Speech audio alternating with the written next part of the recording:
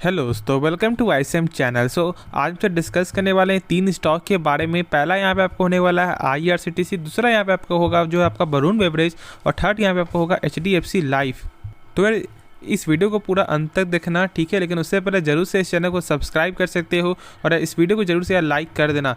तो चलो डिस्कस करते हैं पहले यहाँ पे आईआरसीटीसी के बारे में। अब जानते हो कि अब इस कंपनी का जो नंबर है ना, वो नंबर यहाँ पे बेहतरीन नंबर आपको आते हुए दिखाई दिया और इसमें कोई भी शक नहीं है, ठीक है। नंबर एक अच्छा नंबर यहाँ पे आपको आते हुए दिखाई दे रहा है।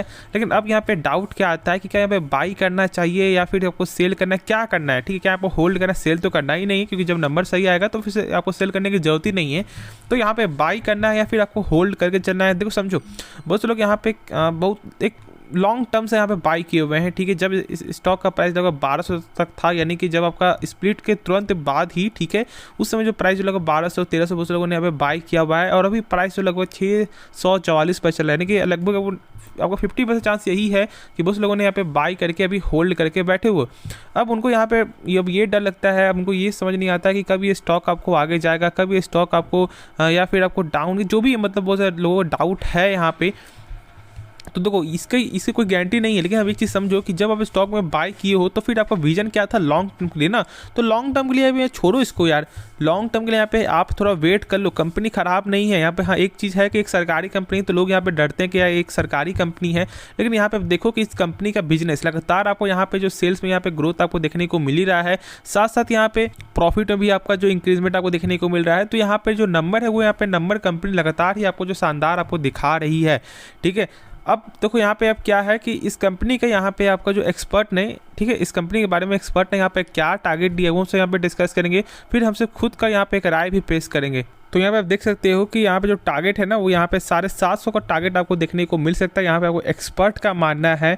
अब देखो यहाँ पे 720, यहाँ पे 750 का भी है और यहाँ पे 720 ऐसे भी यहाँ पे आपको देखने को मिल रहा है। तो वो टारगेट तो यहाँ पे आपको जो ये एक्सपर्ट के आपको मुताबिक है, लेकिन खुद से इसके बारे में एक बार जो सोच लेना, समझ लेना, उसके बाद यहाँ पे बाई करना। अब देखो इस कंपनी में कोई भी खराबी नहीं है, बस सारा गेम यहाँ पे आपको पेशेंस का है, टाइम का है और एक अच्छे प्राइस में आपको बाई करने का है। अब देखो बाई बहुत से लोगों ने तब बाई किया जब यहाँ पे लगातार जब ये स्टॉक आपको आगे बढ़ रहा था और इस पॉइंट पे लोगों ने बाई किया और यहाँ पे लोग अभी फंसे हुए हैं, ठीक है। लेकिन आप फंसे हो, लेकिन अब ये मत समझना कि ये कंपनी खराब है, अब ये पैसा आपको डूब जाएगा, ऐसा बिल्कुल भी नहीं होने वाला। जहाँ तक मुझे ऐसा लगता है कंपनी फंडामेंटली बहुत ही स्ट्रांग आपको देखने को मिलता है। तो आप होल्ड करके चलो और आप जो हमेशा हर क्वार्टर को यहाँ पे चेक करते रहो, आप हमेशा हर ईयर को चेक करते रहो कि क्या कंपनी यहाँ पे सही, क्या सेल्स यहाँ पे दिखा रही है या फिर नहीं दिखा रही, क्या प्रॉफिट यहाँ पे लगातार दिखा रही है या नहीं दिखा रही है। उसके बाद यहाँ पे खुद ही आपको समझ में आ जाएगा कि कंपनी कैसी है। और किसी और के कहने पे किसी भी स्टॉक को यहाँ पे बाय या सेल मत करो, ठीक है। हाँ, एक काम कर सकते हो कि क्या यहाँ पे आप जो 10 लोगों की बात सुन लो कि यहाँ पे 10 लोग क्या बोल रहे हैं, लेकिन करो जो है खुद से कि यहाँ पे आपको क्या लगता है।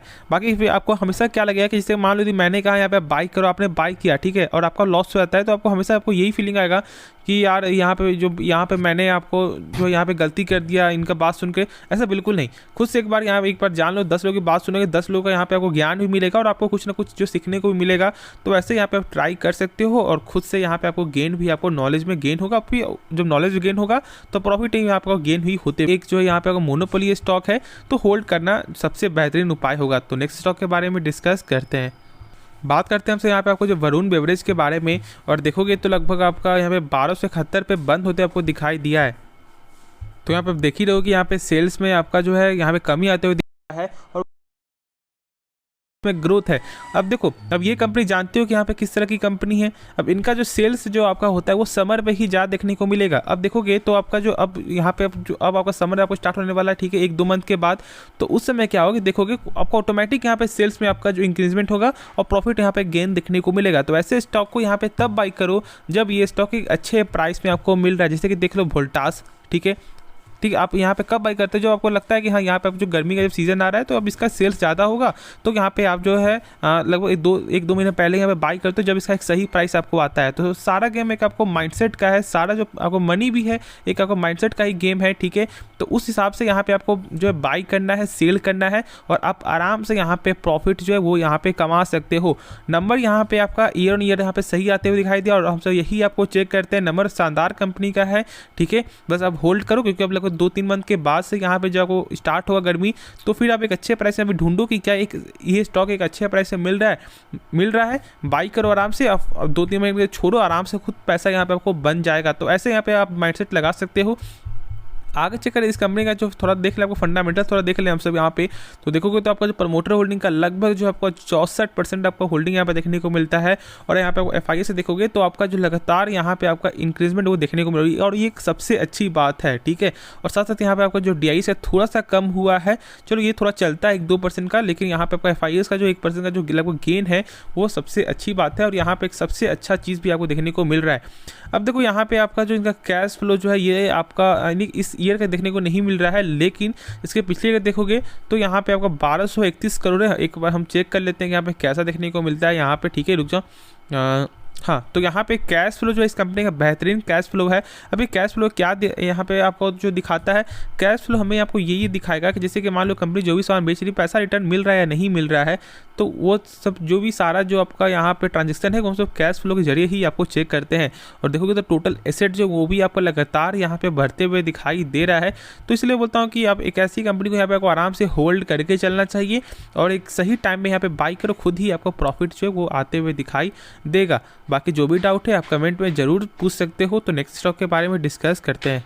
बात करते हैं हमसे यहाँ पे आपको HDFC लाइफ इंश्योरेंस के बारे में, और जहाँ पे ये आपको ये कंपनी जो आपको धीरे धीरे करके लगभग जो 600 तक यहाँ पे जा रही थी, फिर यहाँ पे वो गिरावट आपको दिखने को मिला है।